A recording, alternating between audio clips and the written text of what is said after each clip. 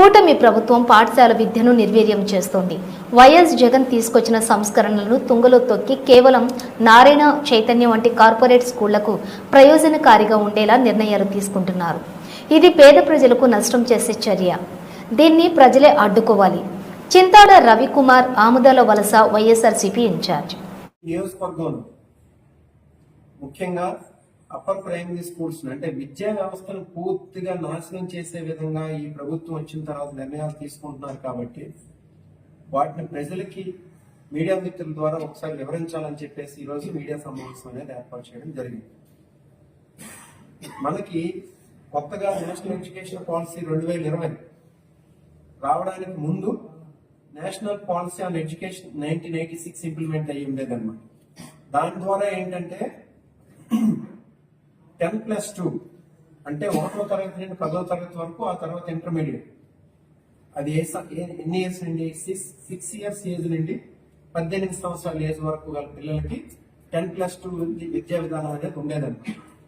ఇప్పుడు కొత్తగా వచ్చినటువంటి నేషనల్ ఎడ్యుకేషన్ పాలసీ 2020 ప్రకారం 5+3+3+4 అంటే 3 ఇయర్స్ నుండి 18 ఇయర్స్ వరకు, అంటే మొత్తం ఏదైతే 10 క్లాసెస్ +2 ఇంటర్మీడియట్ ఎలా అయితే ఉండేదో ఇప్పుడు 5+3+3+4 అంటే మొదటి 3 సంవత్సరాలు ఏంటంటే ప్రీ స్కూల్ విత్ అంగన్వాడీ. అంగన్వాడీని బలోపేతం చేసి ప్రీ స్కూల్ కంటిన్యూ చేసే విధంగా ఫస్ట్ 3 ఇయర్స్, తర్వాత 10 ఇయర్స్ 10 క్లాసెస్ +2 ఇయర్స్ ఇంటర్మీడియట్ కలిపి 3 ఇయర్స్ నుండి 18 ఇయర్స్ వరకు ఉండేది ఈ నేషనల్ ఎడ్యుకేషన్ పాలసీ 2020. దాన్ని మన స్టేట్ గవర్నమెంట్ ఎప్పుడంటే 2023లో జగన్మోహన్ రెడ్డి గారు ఉండేటప్పుడు ఇంప్లిమెంట్ చేశారు. దాన్ని ఏంటంటే దానిలో ముఖ్యంగా ఉండేది ఏంటంటే ఫౌండేషన్ ని, లిటరసీని, న్యూమరసీని ఇంప్రూవ్ చేసే విధంగా, అలాగే స్కూల్స్ నుండి డ్రాప్ అవుట్స్ తగ్గించే విధంగా ఉండేదే కొత్త ఎడ్యుకేషన్ పాలసీ 2020. దాని ప్రకారం ఏం చేసేవాళ్ళు, ఫౌండేషన్ అంటే ఏంటి, అంగన్వాడీని బలోపేతం చేయడం. నెక్స్ట్ లిటరసీ అంటే ఏంటి, మన లాంగ్వేజెస్ తెలుగుని, ఇంగ్లీష్ ని వాటిని డెవలప్ చేయడం. నెక్స్ట్ న్యూమరసీ అంటే మ్యాథమెటిక్స్, వీటిని బలోపేతం చేయడం కోసం. అందుకు జగన్మోహన్ రెడ్డి గారు అప్పుడు ఏం చేశారు, ఎక్కడెక్కడైతే ప్రైమరీ స్కూల్స్, హై స్కూల్స్ కలిపి ఉన్నాయో అందులో 3rd class, 4th class, 5th class students తీసుకెళ్లి హై స్కూల్స్ లో కలిపి కొంతమంది ఎస్జిటిని, సెకండరీ గ్రేడ్ టీచర్స్ ని స్కూల్ అసిస్టెంట్స్ కింద ప్రమోట్ చేసి వీళ్ళలో క్వాలిటీ ఆఫ్ ఎడ్యుకేషన్ ఇంప్రూవ్ చేద్దాం అనుకున్నారు. ఎవరికి 3rd, 4th, 5th క్లాస్ కి ఏంటంటే మన లాంగ్వేజెస్ ని, నెక్స్ట్ ఈ మ్యాథమెటిక్స్ ని, సైన్స్ ని ఇంప్రూవ్ చేద్దామనే ఆలోచనతో ఆయన ఆలోచన చేయడం అనేది జరిగింది. మీకు అందరికీ తెలుసు ఎలా ఆయన స్కూల్ ఎడ్యుకేషన్ ఎలా బలోపేతం చేయాలనుకున్నాడు. అది లాస్ట్ లో మనం డిస్కస్ చేద్దాం.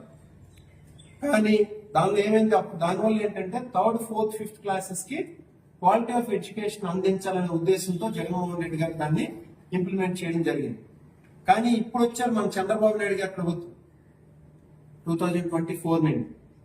ఆ ఇంప్లిమెంట్ చేసిన దాన్ని ఇప్పుడు ఏం చేస్తున్నాడు ఆయన, ఎంతసేపు స్కూల్ ఎడ్యుకేషన్ మొత్తాన్ని నిర్వీర్యం చేసేసి కేవలం నారాయణ, శ్రీ చైతన్యాన్ని బలోపేతం చేసే ఉద్దేశంతోనే ఈ రోజు ఆయన ఎడ్యుకేషన్ పాలసీని ఇంప్లిమెంట్ చేస్తాం. దాన్ని ఒకసారి మనం చూద్దాం, మన డిస్ట్రిక్ట్ లో ఏం జరిగిందని చెప్పేసి. మన జిల్లాలో మొత్తం 2290 ప్రైమరీ స్కూల్స్ ఉన్నాయి. 2290 ప్రైమరీ స్కూల్స్ ఉంటే వాటిలో 248 స్కూల్స్ ని ఫౌండేషన్ స్కూల్స్ గా మార్చారు. అంటే ఏంటి, ఓన్లీ అక్కడ 1st క్లాస్, 2nd క్లాస్ మాత్రం ఉంటుంది. 3rd, 4th, 5th క్లాస్ పూర్తిగా ఎత్తేసాడని.